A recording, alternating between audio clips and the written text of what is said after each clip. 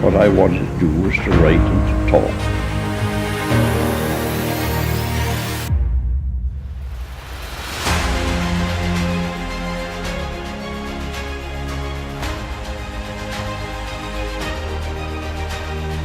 Du Bois was born here on February 23, 1868.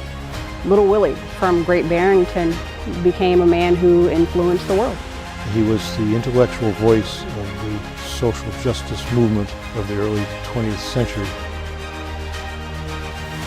I was, in the long run, going to try to break down segregation and separateness.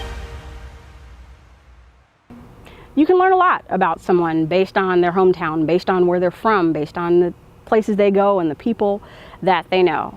Here we are at the spot where W.E.B, or William Edward Burghardt Du Bois, was born. Du Bois was born here on February 23, 1868, in a house owned by Thomas Jefferson McKinley, an African-American man from the South who, after escaping from the plantation on which he was enslaved, was a coachman for the Edwin Humphrey family. Du Bois writes a lot about it in his autobiography. So it seems as if he knew Thomas Jefferson McKinley. He talks about him as having like an earring and a slow Southern accent. He talks about the cottage that was next to the big house and the garden of McKinney. So it seems like Du Bois really knew a lot about the site and that he wanted to actually know more about the site, even though he only lived there for about a year and a half. W.E.B. Du Bois was born in 1868. That's 3 years after the Civil War. That's 3 years after the nation is deciding on who they want to be. And Du Bois's life is kind of like a bookmark between Civil War and civil rights. We see African Americans going through Civil War. We see them going through Reconstruction.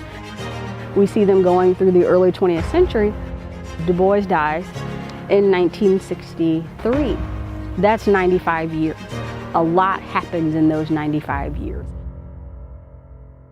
W.E.B. Du Bois, to me, means the foundation. As a young kid in Texas, Du Bois was one of the top 10 African-American figures that you had to know. He was important because he started the NAACP. But to come here and to learn about his home, to learn about his foundation, to learn that a small town in Massachusetts, Great Barrington, is where he grew up. It's where his family was, where he says that this is the house that he remembers. You think about your own home and you think about how important it is to you, how your foundation establishes who you are and how it makes you into the person that you are.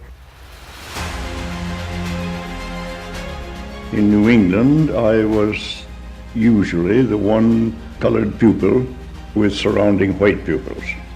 It wasn't until I began to get along in the teens that I felt any differences, and there the differences were comparatively small. And yet, as I look back, I can see that probably I felt myself rather the exception.